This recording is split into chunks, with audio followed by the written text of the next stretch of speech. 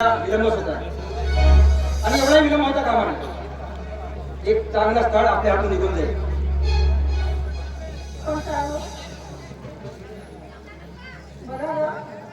खूप भीती वाटते.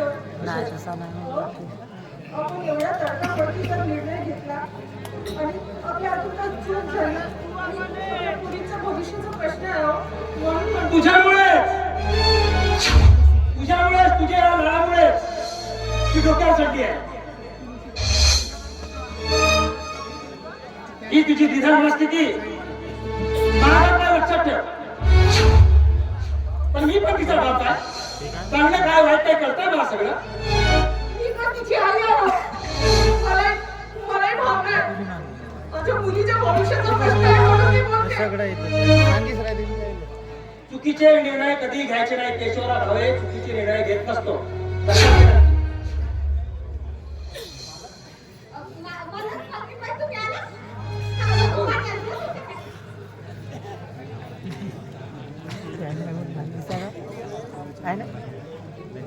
विचार कर. पोरीला समजाव चांगलं.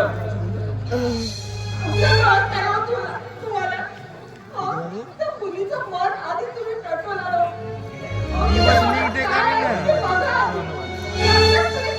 तुझ्याकडे दिली आहे ती जबाबदारी. तुला सांभाळायचं आहे मुलीला.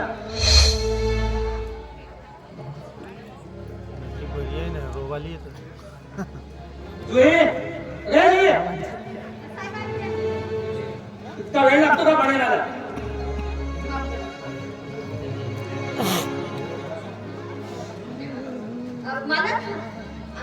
जमलं का आपल्या शिक्षण मॅडमचं? होय जमलं. विचार तर पक्का झालाय का?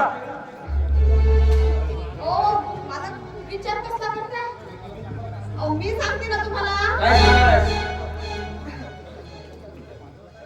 माधव साहेब आणि तेजस साहेब खूप चांगले माणसं आहेत बघा.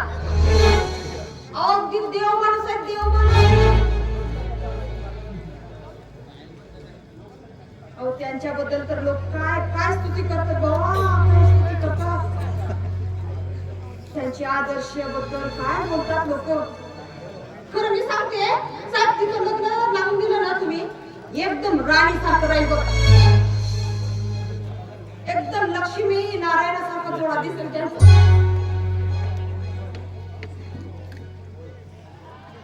होय. म्हणूनच म्हणते मला तुम्ही विचार करू नका. कसं आहे, आपण विचार करत बसलो ना की तेव्हा तुमची वेळ निघून जाईल. माणूस पण करणार नाही. एक तर शिक्षा मॅडमचं वय होत चाललंय आणि आजकालची मुलं कॉलेजात काय करत बसतात. तसं मला काय म्हणायचं नाहीये. शिक्षा मॅडम चांगले आहेत. पण काय सांगते ते वयात आलेल्या मुलांचं नाही का. आता बघा, आता एवढी वयात आली आपली शिक्षा मॅडम नाही. वेळ घालवण्यापेक्षा चांगला मुलगा देऊ माणूस. आता बघा तुम्हीच बघा, एवढा वेळ होऊन गेला तरी शिक्षा मॅडम मधून आले नाही कॉलेजमधून.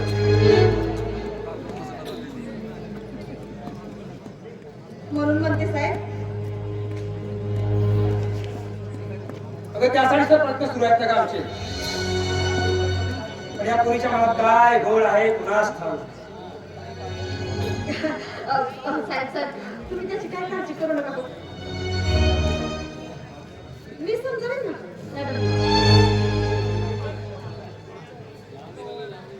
काय का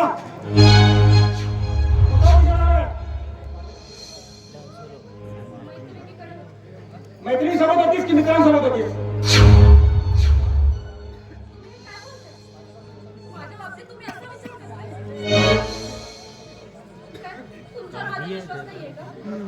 प्रत्येक बापाचा प्रत्येक मुलीवरती विश्वास असतो. पण प्रत्येक मुली विश्वासघात करतातच ना का? माझं प्राण जरी गेलं ना तरी मी तुमचा विश्वासघात करणार. आणि हो, राहिला प्रश्न कॉलेजमध्ये उशीर येण्याचा, तर उद्यापासून असं होणार नाही. यानंतर असा होण्याचा प्रश्नच उद्भवत नाही शिक्षा. कारण आम्ही तुझं आता लग्न करण्याचं ठरवणार आहे.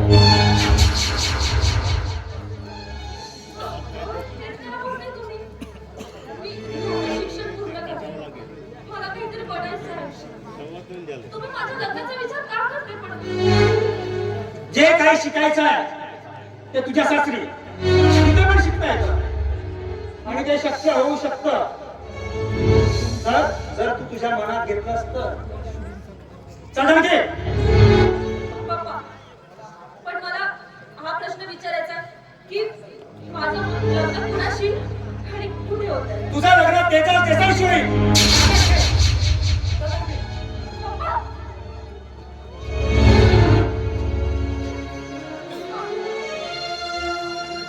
आई, आई,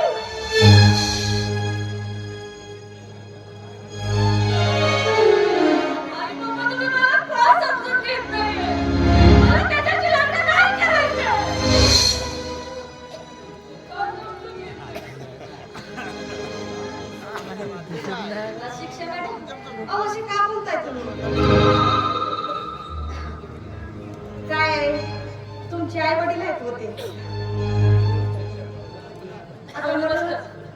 म्हणूनच तर त्यांच्या प्रश्नाचं उत्तर देऊ शकत नाही. अन्यथा एखाद्या गरीब मुलाशी पळून गेलं ना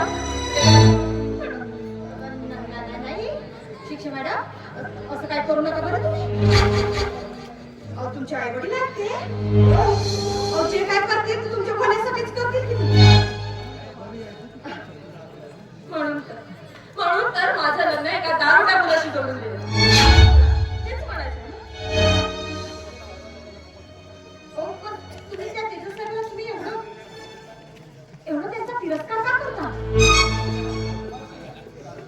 नाही, तुम्हाला कोणी सांगितलं? कोणी सांगितलं ते दारुडे आहेत म्हणून?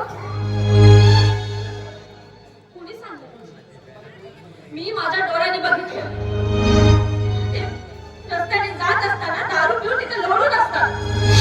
आणि हे लोक काय आंधळे नाहीये. आणि मलाही डोळे आहेत. पण तू हे काय बोलतेस? नाही नाही मॅडम, असं नाही होऊ शकत. अहो तुमचं काहीतरी गैरसमज होता. अहो तुम्हाला कोणीतरी भडकवत असेल. हे बघा, तसे नाही आहेत ते साहेब. अहो मी चांगले ओळखते त्यांना. नाही कदाचित तुमच्याशी वेडेवाकडे वागले असतील, पण तुम्ही समजता तसे काही वाईट नाही आहेत हो ते. तू हे काय सांगतेस? अगं हो, माझा विश्वास कर. खरंच ते खूप चांगलं आहे. अगदी देव माणूस आहे तो.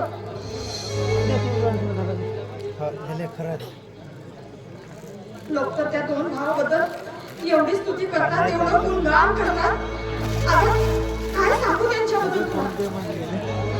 मॅडम माझं ऐका. मला मारून टाक 20 रुपये. तुमचं भलं होईल बरं. अहो तुमच्या बहिणीसारखी आहे मी. आणि राहिला प्रश्न माझ्या मामाचा काढायचा. दारूचा तर खुदा गोवा अहो, या समाजामध्ये 90% लोक तर दारूच पितात. आणि बघा आपले लहान बालक. ते सुद्धा त्याच्यामुळेच. त्याचा संकेत राहून तो सुद्धा प्यायला लागला. दादाला कित्येकदा सांगितलं त्याच्यासोबत राहू नको बरोबर. या घरात माझं कोणी ऐकतं का? तसं काही नाही हो मॅडम. हे बघा तुम्ही तिला एवढं मनाला लावून घेऊ नका बघा. अहो सगळं काय नीट होईल. माझा विश्वास आहे त्यांच्यावर. कायले लावला तुझ्या बोलते तुम्ही तेजस्वाला शिवलं केलात ना, की खरंच खूप आनंदात राहाल बघा तुम्ही. अहो नुसतं आनंदात नाही तर राणीसारखं राजकारण, राणीसारखं. हा अहो तुमचं जुळालं एकदम लक्ष्मीनारायण सारखं शोभेल बघा. अहो मनात कुठलाही शंका करू नका तुम्ही. संशय करूच नका. अहो कुठलाही विचार न करता लग्नाची होकार घ्या आणि लग्नाला तयार राहा. अहो तुमच्या पाठीशी परमेश्वर आहे.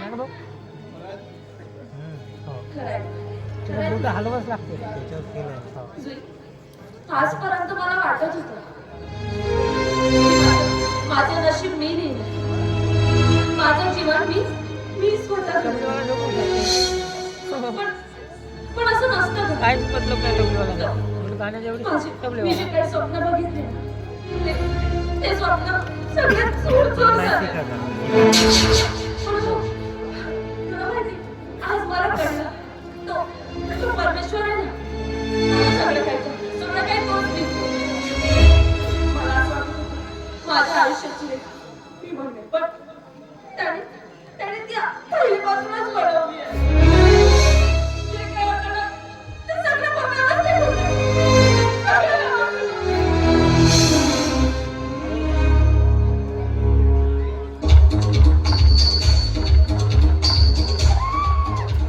आता अर्जुन तेजस साहेब, अहो, बघितलं का? हा? अहो, तुमच्याकडून जो पैसा घेतला ना, की त्याचा अगदी चोख काम केलंय बघा.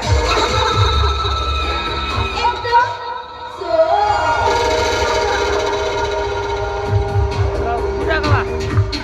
खुदा कवा